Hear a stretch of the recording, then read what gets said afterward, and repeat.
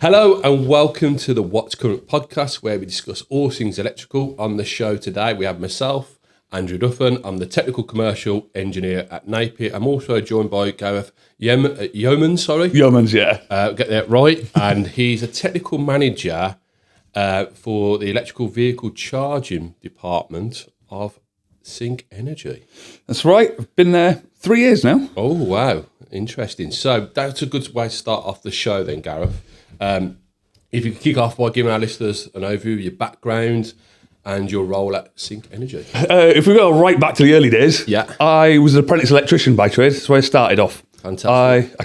I was in the same class as Sam from Ovals. Ah, okay. So Wow. I was in his apprenticeship class. Oh, yeah, small world. It is a very small world. I've always been quite hands-on, you see. Right. And I kind of looked at the world and went, everyone's always going to need water. Everyone's always going to need electric. And I didn't fancy getting wet. So you picked the right track. So I went for electrician. You picked the right track. Yeah.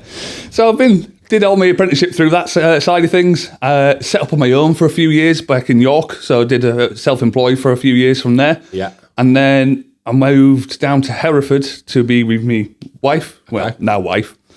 And then went working for companies back down there because obviously didn't have a customer base, didn't know anyone there. I moved literally. And what sort of work was that doing down there? I actually got into EV. That's where my EV career started. Hey, interesting. So I started off back in the day at what used to be ChargeMaster Okay. for their commercial network, doing EV installations, commercial charge points up and down the country. We've done a lot of work around these sort of areas and Scotland and every other corner of the globe you could actually think of. Yeah. And then from there, I kind of decided that I didn't want to be on the tools forever. Yeah. I think we all get to that sort of point in our life, don't we? Yeah, well, it kind of goes back to my granddad's electrician as well. Okay. So that's where he cut his teeth in there as well. And about 70 odd, he was lugging storage bricks up 3 flights of stairs. And I kind of went, that's not the kind of life I want. I need to save my knees where I can. So I jumped into the office from there. So I started running commercial jobs, pricing jobs up, going and surveying sites, getting a little bit more off the tools. Yes.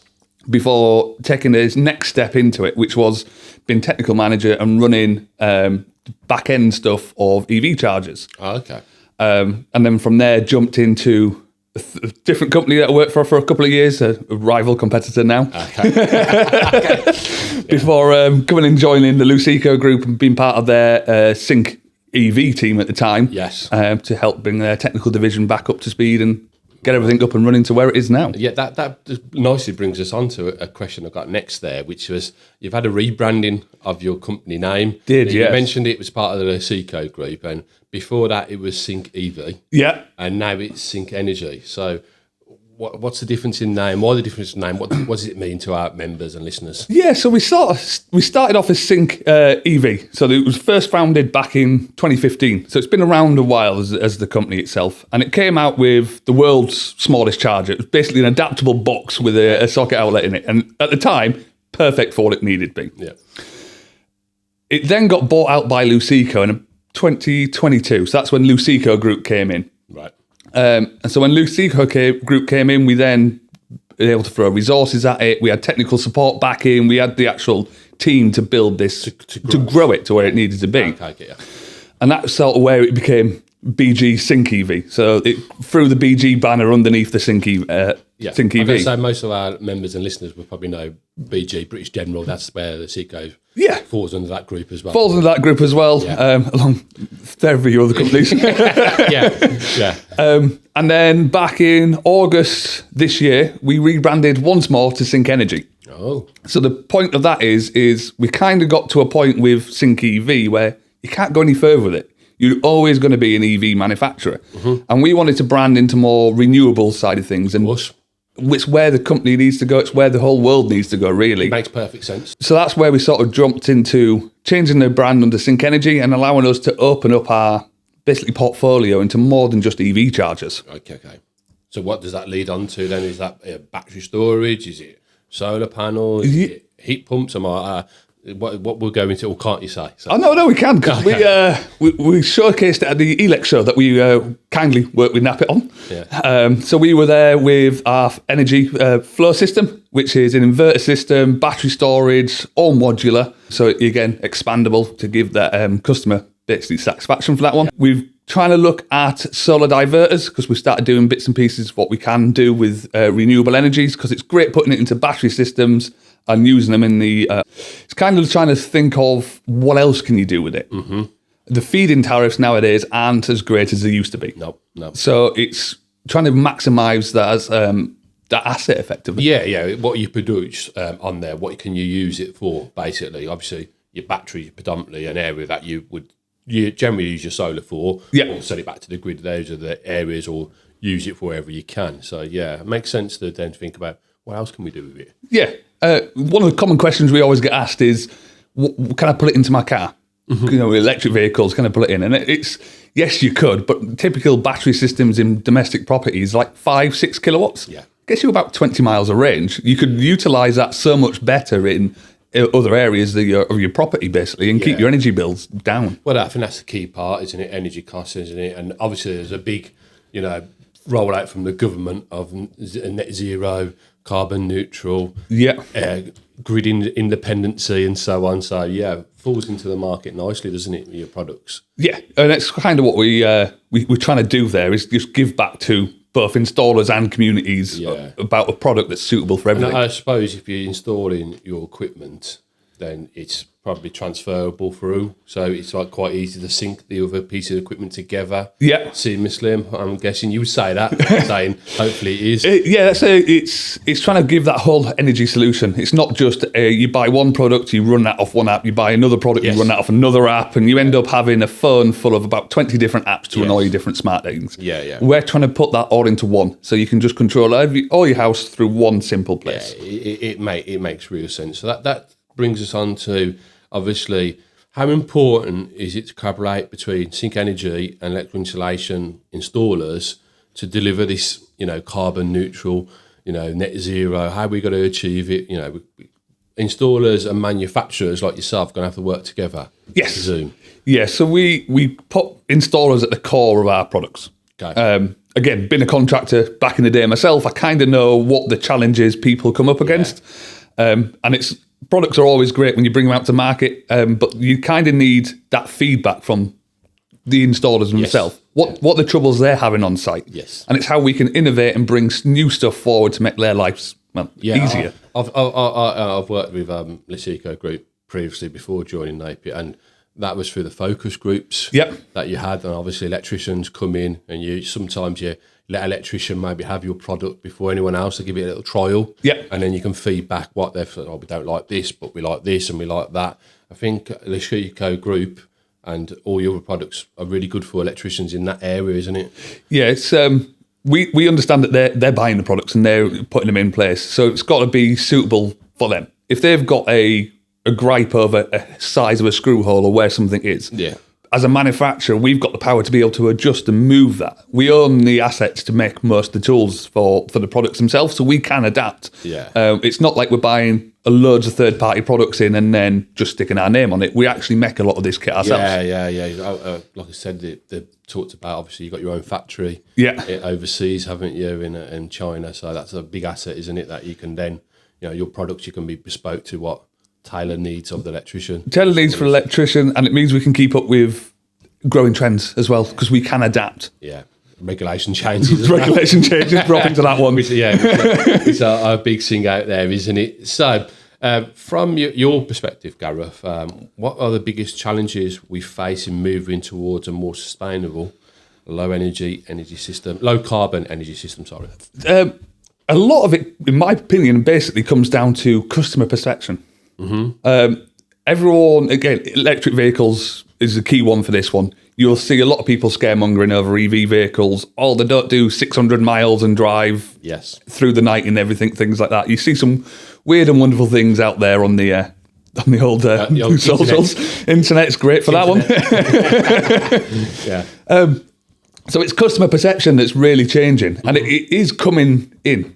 So it's customer knowledge, customer expectations, managing their expectations as well, along with the fact that the technology is now that far advanced. So again, back in the early days, you used to have sorry for calling them out, but an awful looking Nissan Leaf with the little bug eyes on it that did about 80, 90 miles range, and that was your EV vehicle. Yeah, and that would probably be okay in the city, probably to the shops, Yeah. going to local work, and that would be fine. Yes. But now we're 5 years down the line from when I remember that one's been out, and we're doing vehicles that can do 400 or 500 miles now. I mean, the world record was set last year, I believe it was 2024 it was set.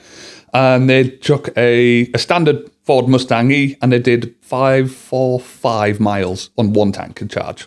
Yeah. All around Cambridge and areas. It wasn't like it was in a test bed somewhere. It was done properly. Uphill, downhill. It was on a road. Yeah, I get that. So the technology's catching up, but it's the customer's perception that needs to be caught up with it. Yeah, and I suppose, obviously, I keep on saying you've got the race to net zero. New government come in.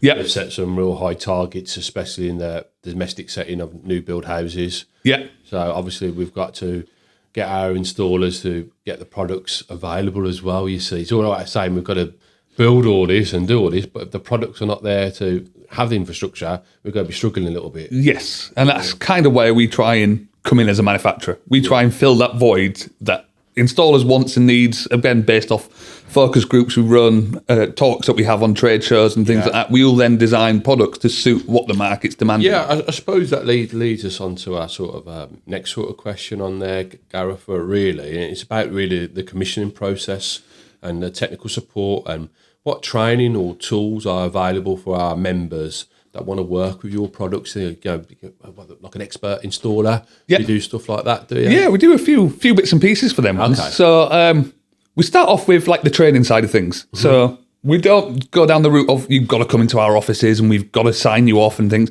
We do it all online. Okay. So we're not asking people to give up the days on a Tuesday or Wednesday or Friday. It's like you can do that in your own time. Which would be hard when if a sole trader. Yeah. It would be difficult, that would be. So it's good to know. Yeah, if they've got a free couple hours on a Saturday doing paperwork. Everyone has a free couple hours. Everyone has a free couple hours. But it basically runs through all the training process and it's product specific. Yep. We're not teaching you how to suck eggs on this one. It's teaching you how to commission a product.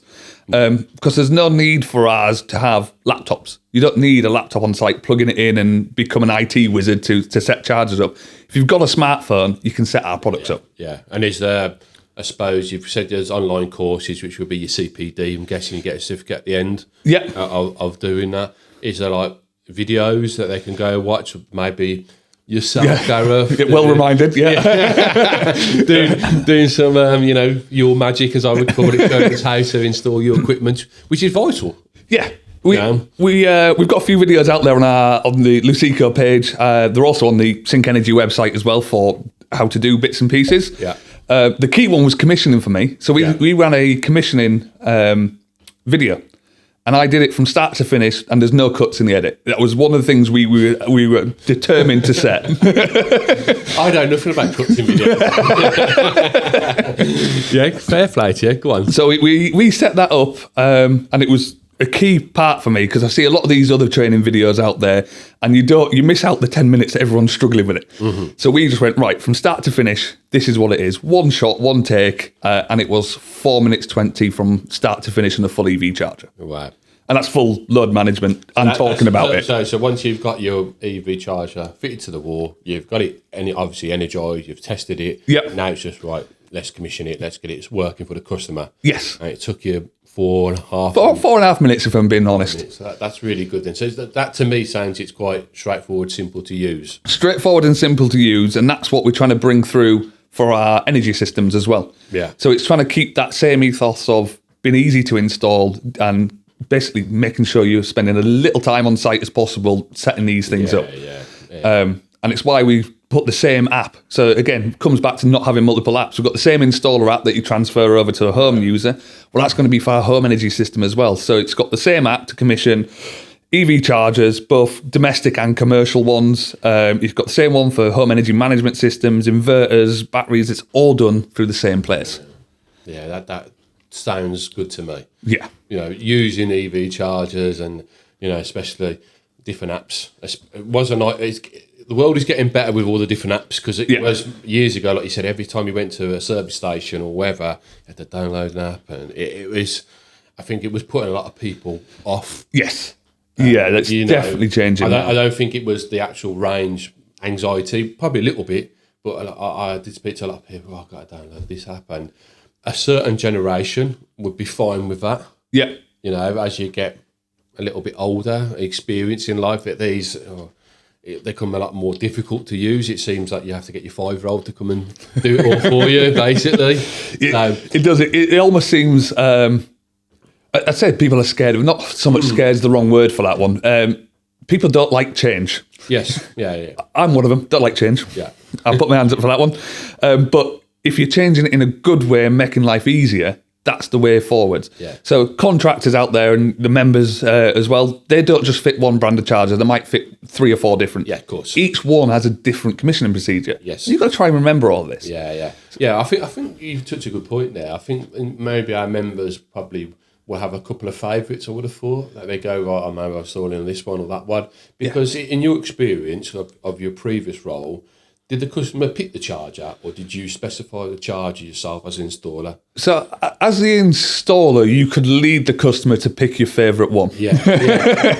And that's based down to a few things. Some of them are spec for what they actually want. Do they want solar charging? Well, you've got to have Sync Energy charger or this charger.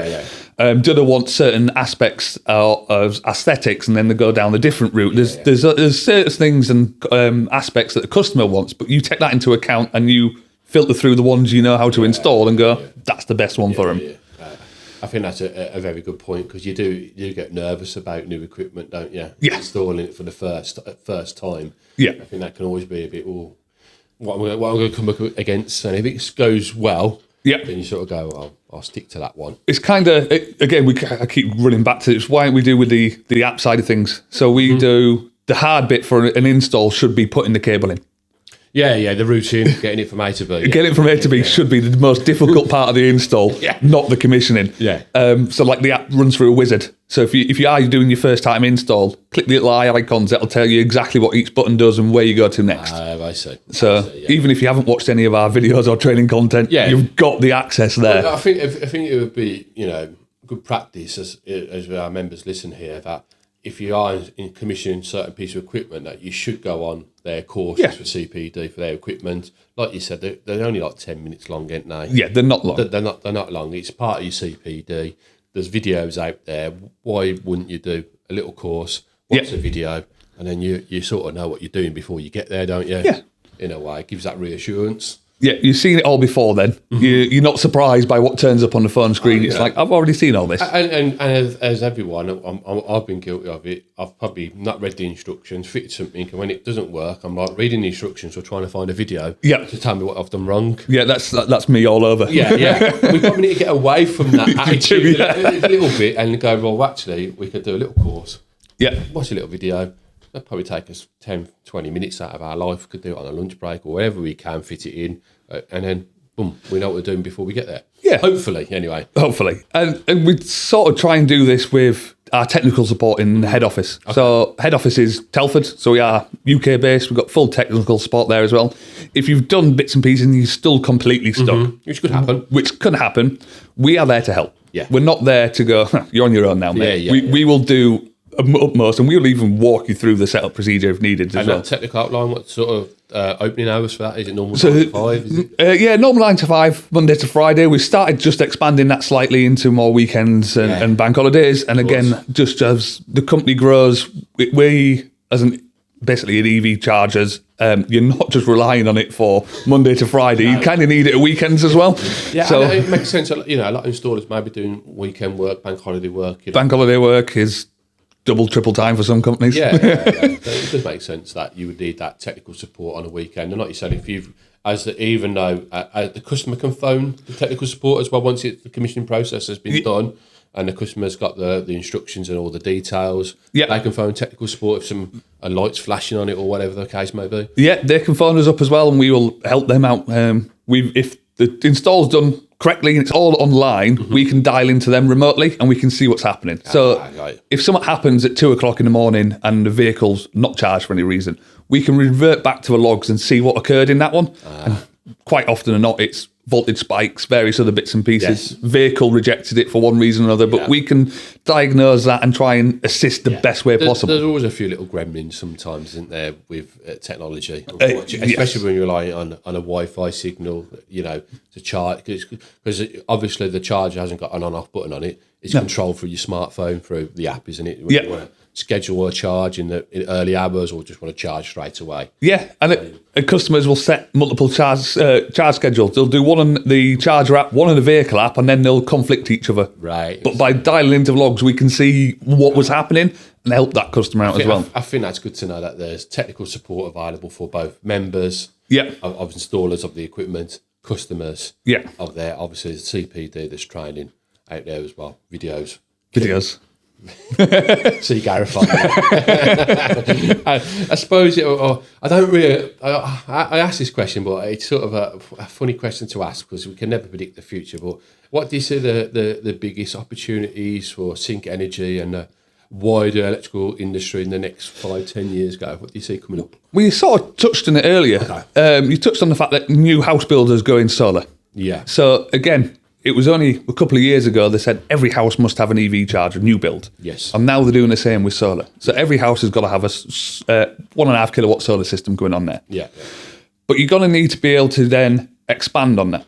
Mm-hmm. So it's great having the bare minimum effectively to pass what you need to pass for them ones. But the customer side of things, they're going to want to expand on that. And that's kind of where modular systems start coming into it. Yeah. I get that. So that's sort of like the big thing for new house builders. We see a lot coming through vehicles, and that's starting to improve for vehicle-to-grid, vehicle-to-home technology. Yes. That is the biggest buzzword anywhere at the moment. Can you explain what that is then, Gav, a little bit? That's basically taking your electric vehicle battery to power your house.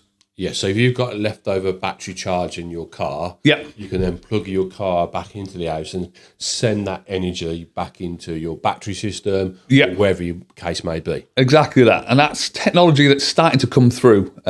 It's been talked about for years. It's available for like DC chargers, but they're a small fortune. You kind of need a mini mortgage just to buy the charger. Right. So it's starting to filter through, and the technology and everything's starting to get there for AC versions. Right. Now, again, it is probably going to need a change of hardware to make bi-directional fully compatible with EV chargers. And there's some things to watch out for in terms of battery warranty on vehicles. Yeah, because you obviously, you're taking energy from one to another, back and forth. Yeah. And we know like rechargeable batteries that don't last forever, do they? Even a normal AA battery or AAA battery, rechargeable one, obviously you keep on charging it, draining it, charging it, the battery life does. And it's a little bit for like second-hand markets as well for that, because you could go buy a brand new electric vehicle and it's got 0 miles on the clock or delivery mileage, and then you could have it into your house for 10, 20 years. It's still got 0 miles on it, but the battery's effectively done 250,000 miles because you keep draining it to power your house up and your hot tub. But that is a big thing, and I think that's definitely something we should look on the horizon for. Anything else you see coming up? So the couple of things we see is how the chargers are changing themselves. Okay. So we've just brought out what we call the Link charger, which again is a homage back to the early Sync. It's the world's smallest charger now. Oh, okay. So that sticks 37mm off the wall. Wow.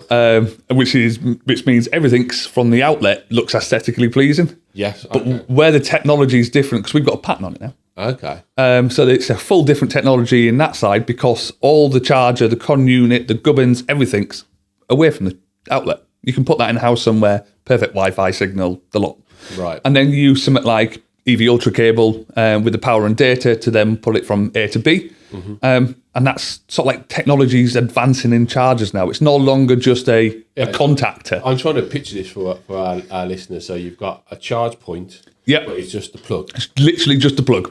And then you've probably got a separate consumer unit with the technology, the circuitry required for the EV charger in the consumer unit, separate, or a separate unit itself? Completely separate. So that can be up to 50 metres away. And that'll have all the charger gubbins in it. It's got your RCD in there, your load management, your everything you need built into that one. And then, again, joys have been Luceco Group with BG Electrical as well. So we've put the BG Electrical fuse board built into that as well. So you've got both a fuse board and a charger all built into one that can go internal, external. It's all metal clad. And you just take a cable from A to B. Just take a cable from A to B, and then you'll have the world's smallest charger now. I suppose it's got to look aesthetically. Maybe that's what you was talking about earlier on with your customer, and maybe actually where you can fit a charger might be tight locations. Yes, thinking of terrace houses here a little bit as well for this. So we looked at terrace houses, and we also looked at places like underground car parks. Okay. Yeah. So when you've got the charger and the expensive asset open to public, which depends where you have them installed, depends whether you need to put a cage around them. Yeah. It goes on, unfortunately. That's the way it works, yeah. So we take the expensive bit in the gubbins, and you could put them in the plant room then. Right. And then you've only got the outlet on the wall. Right, I see. So it's, again... You're moving it away, so there's less chance of damage of the vital equipment. There might be damage to the actual socket itself, but that might be an easier piece of equipment to replace. A lot easier to replace than the actual expensive part of an EV charger, which is the circuitry in that one. Yeah. So we looked at them sort of side of things as well. You've got a lot of flats and residential areas. They're again, they need somewhere to charge. It's normally communal parking for that one. Yeah. How do you get from A to B? It's all trying to figure out all these bits and pieces. It goes back to the government targets that we talked about earlier on the show, that we've got to meet these demands, and manufacturers have got to work with installers to find ways to install this equipment to meet the demands that we've set. And with the grant schemes as well, the government come out with. So the EV one's the prime example one, because that's just been extended another year. So it was due to end March this year. Right. They've extended the commercial workplace grant another year. Yeah. So that's a whole another year of people being able to claim grants back for EV chargers. Yeah. There's still a load of solar grants out there. There's landlord grants. There's flats and renters grants. There's a lot of grant schemes out there that members can basically utilise and get the most out of it. For the customer, it's got to obviously help the customer afford the install costs, because they can be quite high as well. So it sort of alleviates that a little bit, doesn't it? Yeah. For them. It makes great sense. So I think that wraps up the show, Gareth, mate. I think that's been brilliant. A massive thank you for coming in. No worries, thanks for having me. Taking time out of your busy schedule. I know you're a very busy man. We hope you enjoyed today's show. Don't forget to subscribe, leave a review, and until next time, stay safe, stay grounded, and keep the current flowing, Gareth. We'll try.